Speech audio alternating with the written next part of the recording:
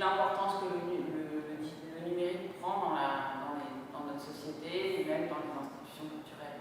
Mais est-ce qu'on parle quand le numérique était arrivé en 1987? Et parce que le rapport aux gens avec le numérique, enfin, le téléphone, les écrans, l'omniprésence des écrans. Alors,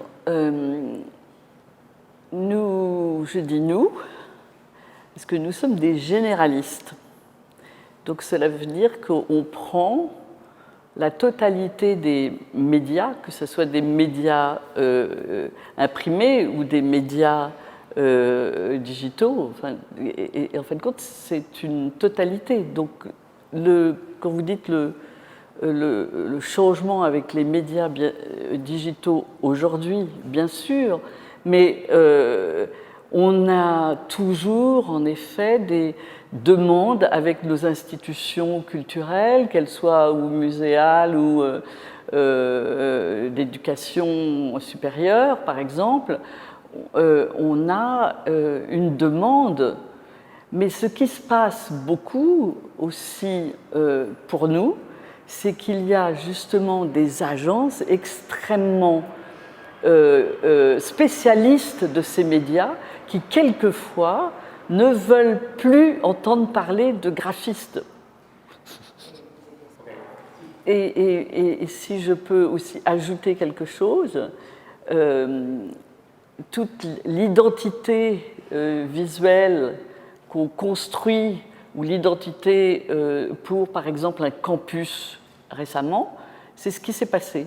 De la même façon pour les archéologues, l'Institut national d'archéologie préventive, on a eu des spécialistes du web et des réseaux sociaux qui n'ont pas voulu qu'on intervienne. Alors ils ont pris nos signes, bien sûr, et qu'ils ont exploités, mais sinon, ils sont extrêmement... En fait, c'est une question d'argent, c'est tout simple. Pero on a aussi un formidable client en ce moment qui est Paris-Saclay, qui est le campus de Paris-Saclay, enfin, qui est l'établissement public d'aménagement de Paris-Saclay, qui par contre, eux nous ont demandé de faire leur site web. Donc on a encore cette demande. Qu'est-ce qui va se passer avec la bibliothèque du futur? Ouais.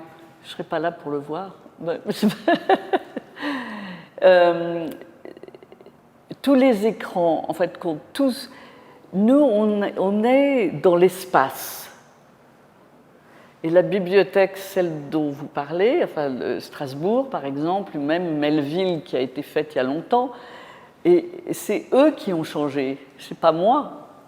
C'est la bibliothèque elle-même qui installe ces médias digitaux, ces écrans, la recherche des livres, des choses comme ça. Nous, mais l'espace, par contre, lui, il est là, il n'est pas virtuel. C'est que l'espace ici, par exemple, il y a plein d'étudiants qui sont en train de travailler, oui. Et il y en a peu qui ont des livres, en fait. Alors, ce qu'il faudrait, c'est... il y a la nouvelle bibliothèque qui est en train de se réaménager au Centre Pompidou. Alors là... Et alors, il faut savoir que les bibliothèques, il faudrait demander aux générations, ces générations-là, ils viennent dans un espace pour ne pas être seuls. C'est ça. Mais c'est pour ça qu'ils sont là ensemble. C'est les lignes d'attente, les files d'attente dans les bibliothèques universitaires, et en fin de compte, le succès des bibliothèques, c'est un espace qui accueille les gens qui viennent travailler et qui ont les livres et qui sont dans un lieu de savoir.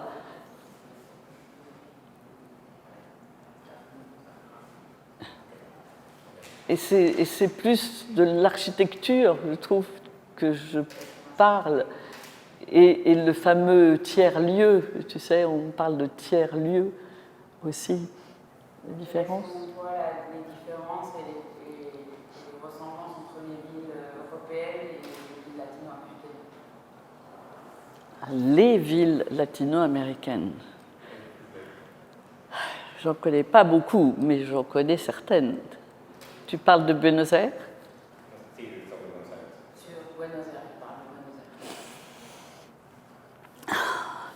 Des ressemblances évidentes, parce que ça a été construit à un moment en même temps que à la fin du 19e, oui.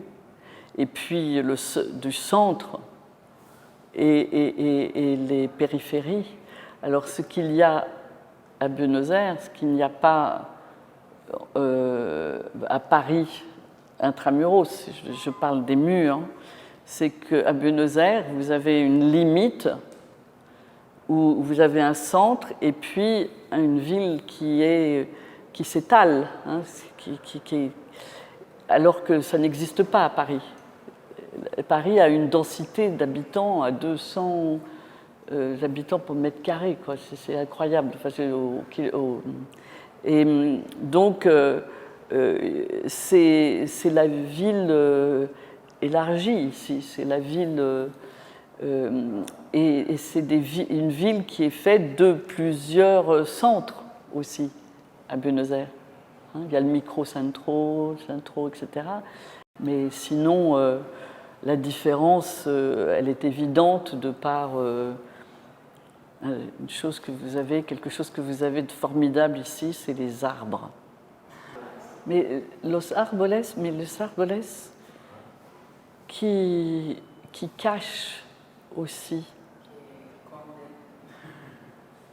Et quelquefois, c'est bien que ça cache. C'est une question vaste. La signalétique de la ville? Oui. Qu'est-ce qui devrait être pris en compte dans la signalétique d'une ville? Mon Dieu. La mobilité, les piétons, les voitures, les personnes. Dans la signalétique d'une ville, on ne se perd pas vraiment à Buenos Aires.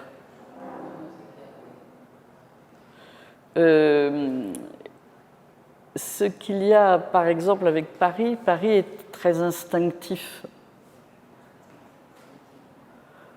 La signalétique, les signes, je ne parle pas de signalétique, je parle de signes.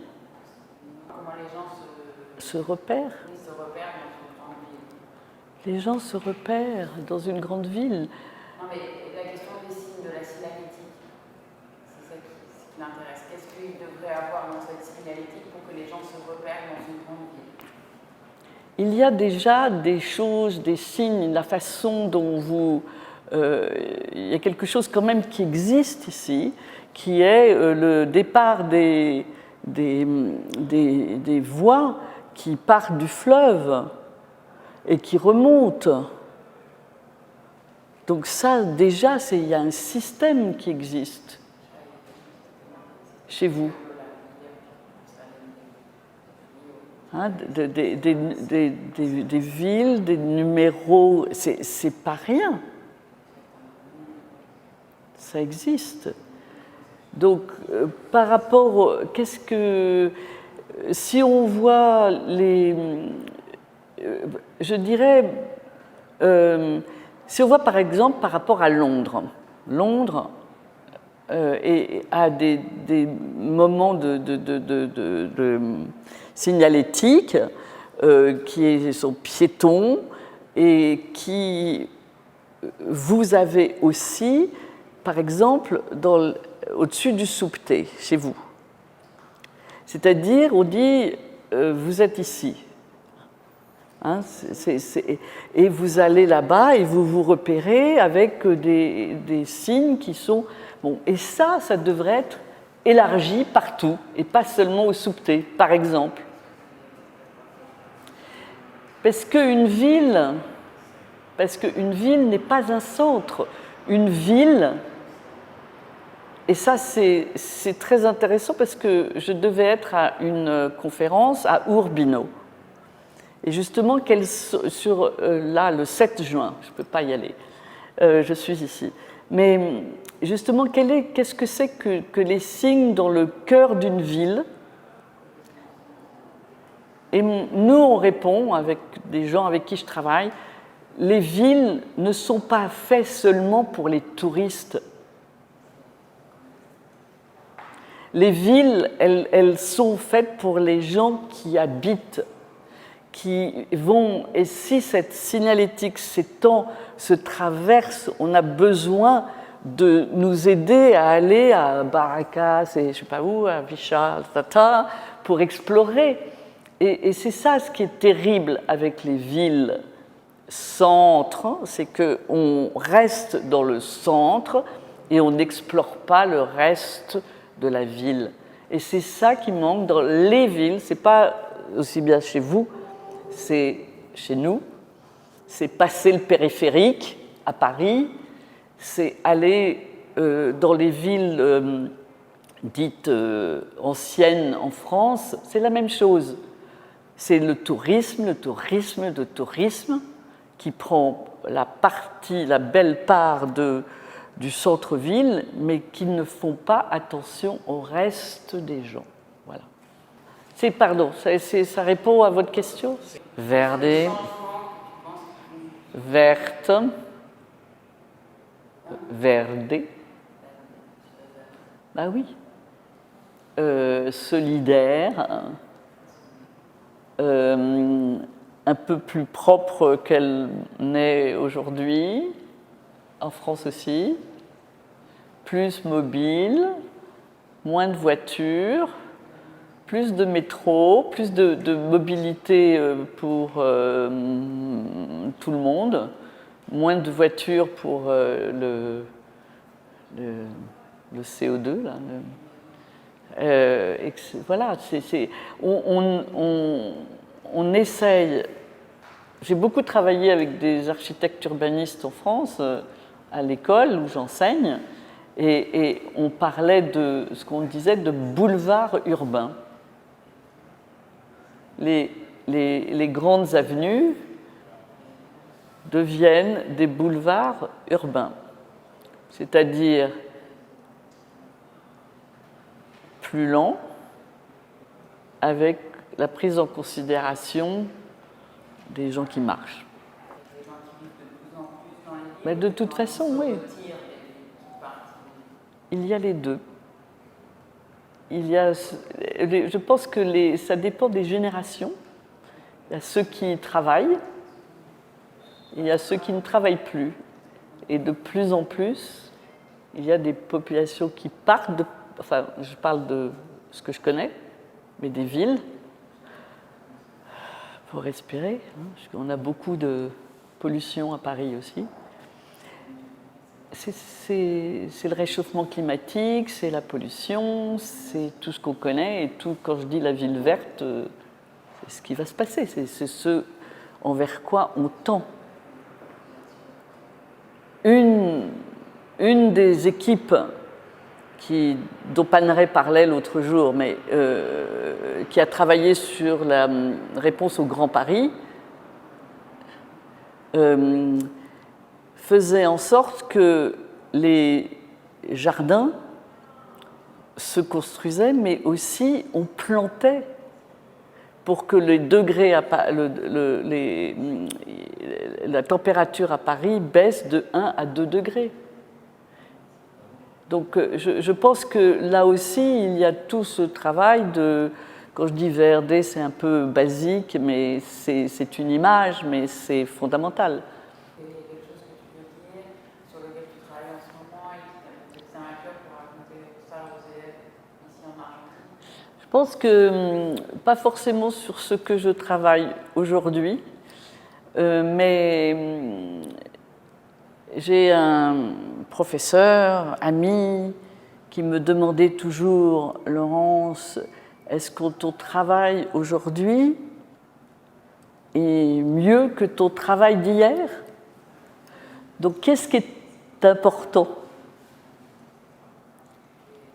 Très intéressant. On peut le retourner aussi, cette question. Mais ce qui est important, c'est si on parle de ville, si on parle de questionnement aussi par rapport à... Nous sommes un métier de commande. Nous répondons à des appels d'offres publics, en ce qui me concerne. Donc, de plus en plus difficile en France aussi, parce qu'il y a de plus en plus d'architectes et de plus en plus de graphistes aussi. Mais ce qui est intéressant aussi, c'est de questionner la question qu'on nous demande, de ne pas la recevoir comme ça en essayant d'y répondre, mais peut-être la questionner avant même d'y répondre. Ça, c'est primordial. Et puis par rapport à la ville, c'est de marcher. Marcher. Parce que quand vous marchez, c'est là où vous avez camino caminando. C'est là où les idées arrivent, viennent, on regarde les traces, l'histoire, la géographie. Et même pour les graphistes, et dans le travail que je fais, c'est ça qui est important. C'est tout. Le reste, je ne le verrai pas. Vos enfants, oui.